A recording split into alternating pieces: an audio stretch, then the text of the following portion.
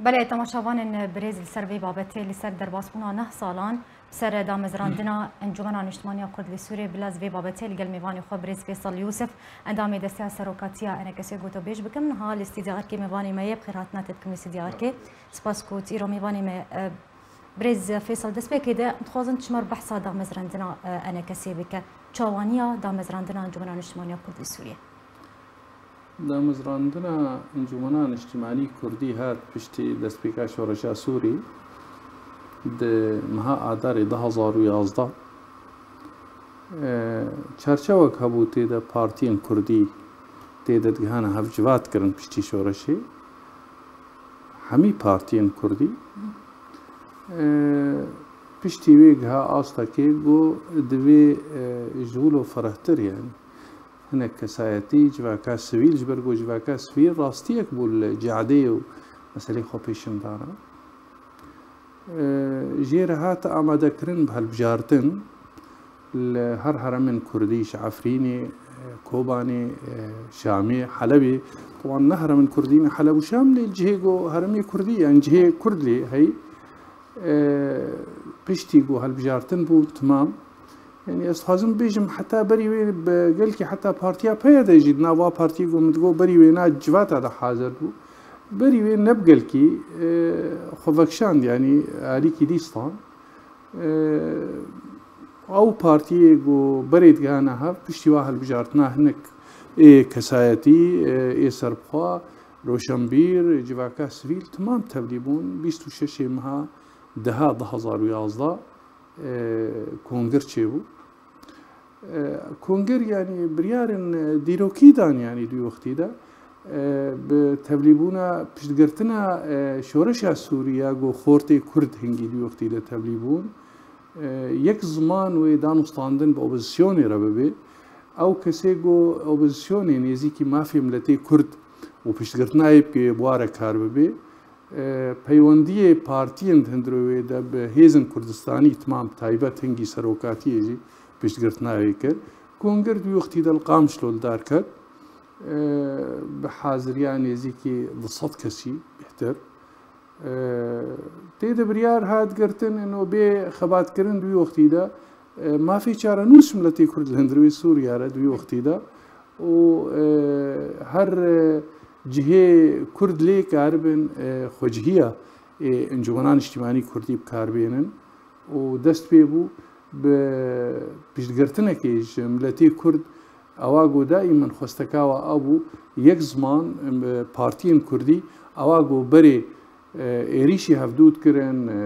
جف نرازی بون گهانه هفدو امینداریا گشتی داد انجمنی خوجهی دا یک زمان وقت مگوب سرانسری سوریا دا کسی ناف دولتی تمامی را يعني بيشتي دامزراندنا وينا انجمن بو نمرك نهندك وكنون ارتيام لتي كرد نبارتيك بيجي فلان بارتي بيجي از وغيري مكسك تنبو هاتن عسكرن وتيكلي بيربون و او دوی وقتی دا ظروفی 26 مهادها حتى بيت عليه هناك بيشاتن دي شيبون ل او ظروفي جو خرابي جو تيدا بارتي كردي نبهف دورا سي چارچو هنگي هبو هفبندي هبو تنسيق هبو بر هبو تمام بونا يك دهندروي انجمنان اجتماعي بريز فيصل تدسبيك خفتنا خاطر قوت برياضة مزرندنا انا كسي بهتریا یعنی بین چندین پارتیون کردی روجاوای کردستان الهفد جویان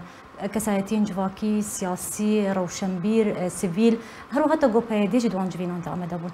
پیشی دام زراندن توایا او پارتیون کردی او کسایتین کنهام آمده پیکر پیشی دام زراندن تبلیغ بود تنی پیدی و کشیا غيري پیدی پی دست پیکی دست بیشم دام زراندن 26 مهادها پیدی تبلیغ نبود پارتی دیتری نمان هناك بارتيه دي تري هبون تبلي نبون دست بيكي دا دارا صلاة 2012 اوجي تبليبون بو شازده بري 12 بون بو شازده كسك نما غيري بيدي بي بدي وقتي دا لي هناك بارتي فيت عليه هناك مسائل نا دست بيك ولو بوا بيغومان برياضة مزراندنا يعني جدما كو او بریارستان کو انجمن نشمانی کردی سوریه وارد دامزراندن بگمان آستانگی هات پیش دامزراندی او استانگین کو هاتن پیشیا دامزراندنا انا کسی چون اگر کمال بحثوان استانگین يعني و زحمتی بيشياوي ده وقتی مسئله دامزراندنی ئاستانگایی گو هاتن پیشیاوی بری هر تشتی نرینی پارتیا نیک بون حتی کاری بون نرینی خو بخنیک حتی مسئله آماده کرنی هر پارتیا کی ویچاوا یعنی بجدار بی بچند انداما ویچاوا کاربن کسایتی سربخوا بدنا بجدار کرن نرینی سیاسی جارک دی دوبارت کم نهندک بون دوی وقتی دش هی رژیم هو يعني هندرو ده اواجي قال لك استنگایی او تكرن بلکه اگه پرسی استنگایی گو ویت حالیه چه بون او نه يعني حاله دسپیک آدم نه دسپیک افو يعني بهتر مسئله ناکو کی نا پارتیا ده کاری يعني کاری بون نرینی خو تبلیغ بکن کاری بون یک زمانی بيشتغلن مسئله هل بجارتنا وزان يعني مسئله پارتیا کا کی سر خویا جواکا سویل تمام يعني او بون استنگایی گو کاری بون پروگرامک سیاسی به هفدور بکار ورینن و لیستک جیا جیب جی کرنی و چاواجبات و کاروباری بن يعني براستی گاو گلک دی روکی بوز استنگایی هبون لیجی ها بگمان پروژه و پیامک وهبو جوید مزرانتنی پروژه و پیام انا کسی یاکل سر هاتبو آواکرن چون يعني هذا باكرن انه يعني بيشتي شورشا سوري جو ملتي سوري قالك بيك هاتي دهنا لي بيك هاتي سركل سر عرضا خو ملتي كرد او شورشا سوري بري ملتي كرد قالك جاري سرهلدانا كردايا قد ادارا 2004 دا بيشتي وي بري وي يعني قالك بارتي هابون هريك نريني وا جو كاربن تبلي هاف بك انه نرتيا ملتي كرد وك ملتي كرد سر عرضي خو داخوازاوي تشيت سوريا دا بو يك داخواز بو وك ناف نشانه كي جملتي كرد لهندروي سوريا تمامي نا اي بارتي كيتني او بو جو چاوي تبلي اوبوزيشني بن چاواتي كليد ناف كسي ناف دولتي را دنگي ملتي كرد جيب جي كرنا ما في ملتي كرد سوريا باشروج دا او براستيجي حتى حدا كي باش ايروجي وحتى يجهنجي دا وحتى انها او جيب جيبو يا جو حتى انها بلكي قالك بيجن ما انجومني تشب كارنا اني حتى انها جبر قلت سوريا تمام حتى انها او ريجيم تشتكي نوتر ناتي ميداني لي ابو ارمانجي او بو قوتنا كردي يكبين ونرتيا ملتي كردي يكبي داخوازي ملتي كردي يكبي بدوستارا كسينا في دولتي را باوبوزيسيوني را بيكسماني باش بريز تقولت انا كسي حتى راضيك باش بيوم بروجي اخوا لسر عردي لروجافاي كردستاني بتجيكر اگر ام بين ام بحثا بيشاتين كو لسرانسري روجافاي كردستاني هاتنا رودان جي دسبيك ادم زراندنا انا كسي حتى وكايرو انا كسي تشاوا كاريبو تعاملي دقلبان بيشاتي امك تشاوا تعامل قلبو انكر يعني يك انجمنان اجتماعي كردي هر وقت خديد انه جهويد ناف يعني بري وك اوبوزيسيونا نتشتكينو يعني بلكي قالك جاري خلق بيجن اوبوزيسيون وانجمنا انجمن بري يعني جانا مش اوبوزيسيون يرد بيجن بري او جهواد وك اوبوزيسيون ايما انجمن ما تقو ما في ملتي كرد قريدايا بجيب جي كرنا مسألة ديمقراطية ما في مروفاج برقو ملتي كرد ما في اي مروفانا اي كسانا اي نتون او يك يعني كاريبو بدي نشاندان جو وك هيزن اوبوزيسيوني داخوازا مسألة ديمقراطية تيتكي او كاريبو يجيب جيبكي يا اول هذا دواجي كاريبو في مسألة بدي نشاندان جو ايما ام چارەسەریە سیاسی نەپێرەبوون يعني مثلا انجمن بانه چارەسەریە کلشکری و ببي اف شورش و كاربي ارمانجا يجيب جيبكي بهتر جي انجمنان اجتماعي كردي د قرا وقت مسألة راديكال او نا كاريبو بميني خديج مسألة علمانية تيرا كاريبو ببي خديج نرينا كيرا حتى ايرو سوريا كنافندي يعني فيدرالي حتى ايروجي بردوام يا جهيم خابنيه بو يعني 2012 خستنا انجمنان اجتماعي كردي بو جو اليه دي تري اي بيدا يقول تبلي كونغري يا كمين نبو انجمنك قالي روجافا تشيكرن بوينا فيديو اختي ده بيدا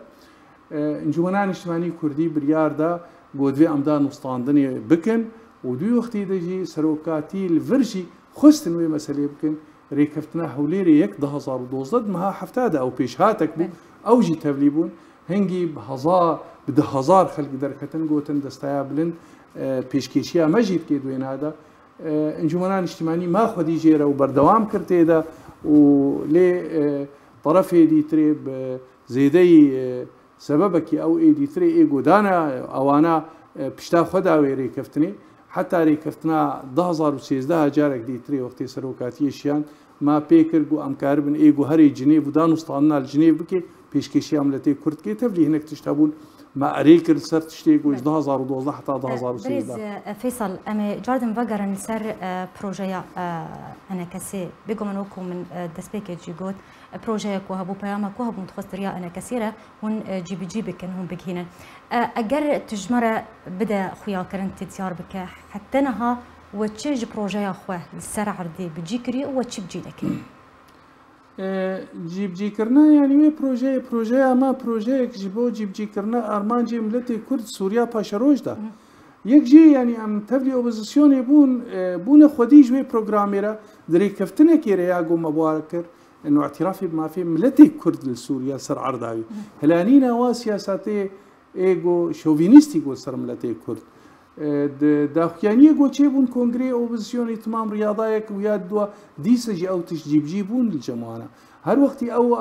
بروجراما بكسينا في دولتيرا لي سرانسري سوري جو امكاربن في مساله جيب كن حتى ايرو ريجيمك هيا او ريجيم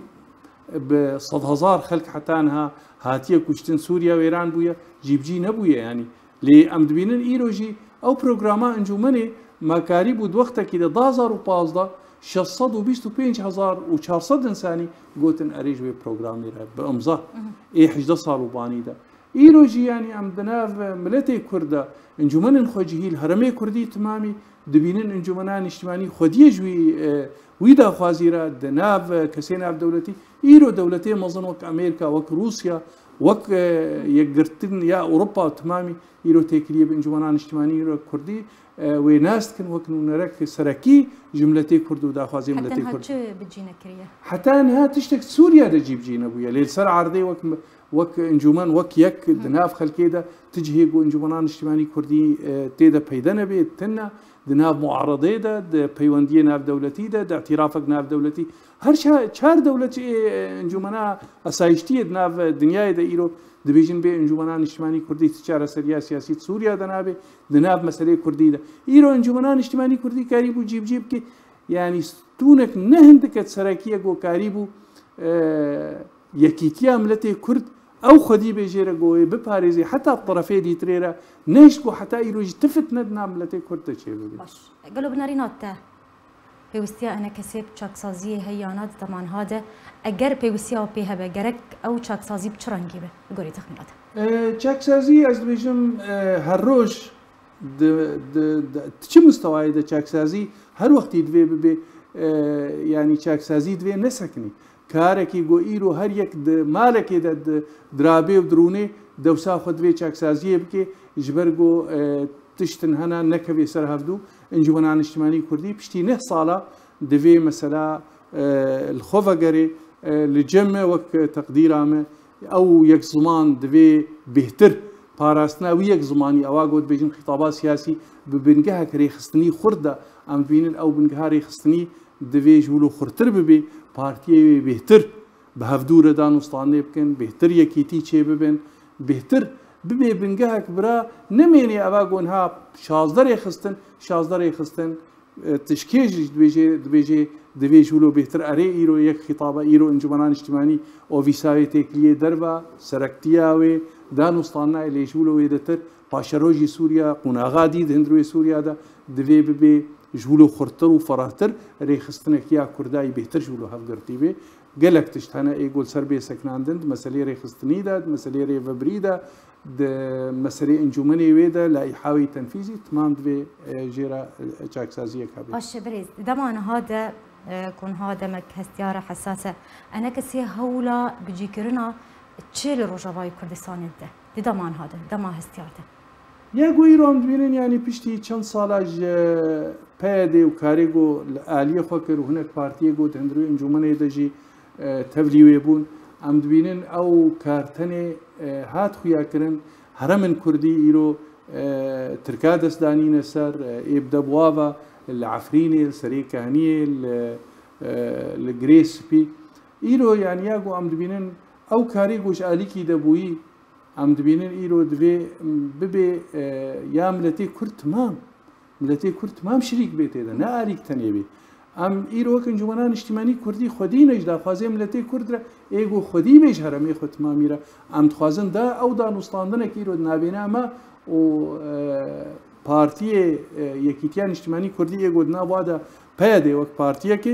ام کاربن ریکفتنک چه ببی گو اعترافك خورتر بملتي كرتشي بنبالي كي تنيشي بجبرجو ايرو كسين اب دولتي تمام دبيجن ام دبينين ملتي كرت بخدي هالوست بينا اليك تاني ام جيره كار وبارت كن جو ام بربري كفتنا كي بدن هالوستا كردي يكبي استراتيجيه كردي يكبي ليفجرك هبي جو كرت تمام ليفجرن ام كاربن تمام خدي بريار بن نونرتي ملتي كرد بكن المنابري دولي وك ملتي كرد ام حتانها انجمنان اجتماعي كردي دوي واري رتخبتي سروي اساسي جي دانستاني جو ايرو نابينا موقف انا كسيدي هنجي دستا انا كسيدي جبرتش اندامن هردو باجدارين عفرين وكوباني تنن ابيك بوجه رخنت كنكو دامن كوباني وعفنيت انا كسيدة تنية جبرتش حتى نها وابيك شعر سرنا كريه سدا ما بيك شيء اي ما يعني استوازن بيجن مثلا عفريني ابو شنصل وضع كويت هايبتها يعني بري تركشي دست ديننسر ريغرتنك هبو جو اندامي وينا نكاري بونج برغو ريهات غرتن وقتي جو ترك درباسي هرمي عزازي وابون ريغرتن يعني قلكي زحمت يعني زحمتي ويدا تربو لي حتى هنجي يعني اندامي وينا استخازم بين مبيرا طمشفان هيجا وجهدارا يعني هرمي يعني اي ما انجمنان اجتماعي كردي الصديق بينجه بارتينا بينجه اي درفنا جي بينجي حفت اي يعني نيفي اي هرمي جزيرين نيفي اي كوباني وعفريني وانا او حقيقه حتى ايروجي محفوظه لي خلكي عفريني نكاريبون خلكي كوباني جي تالي مثلا داعش وانا اونزان يعني وضع شبو قال لك شو انا ايجو دركتنا دربه لايروجي انجمنك وجهي لاندروي كوباني هي حتى اي كوباني اي الدرفجي يعني انجمناوا فيتالي يجي هناك شو انا بجداري امين داريا قشتيبون ام تيكل دارن بواره برنجكي او بايديتري تفلينا ام خدبينين بشكش كوباني وعفريني ام تف كوبانينا ام تف عفرينينا ام بارتين كردينا يعني عفرين كوباني كردن يعني امجي كردن تشتكي جو بيجي از شقامشلو معناه يزبوما قامشلوكي ايدي بو كوباني نا يعني عفرين وكوباني وجا قامشلو ديركت تمام هرمن كردينا قال لك رخنا دوي خالد هاوج بيقولوا متخصص ايروجينا يعني تولي سركرداين بارتيا براني هنا اي كوباني عفريني هنا سكرتير جو هنا او نانا هنا كيف اشتغالي هي ليه يعني او بارتي بخوجي نونرتيا هرمن كردي تمام يمكن از بيجم حتى خلكي كوباني وعفريني يجي بيجم اف بارتي اف انجومن پیشکشی عملتی کرد که ایما نگاه حتی که مسئله عرمی لی مسئله عرمی انجمنی خوشهیش دیر که بگره چلغا گرکی لگی قامشلو عمود تمامی هنه يعني انجمنی خوشهی بله. كل سباسيات كن بريد فيصل يوسف عندما دسا سروكاتيا نكسي إيروت ميفاني استديار كي وزور سباس لسلامة دبونا سباس.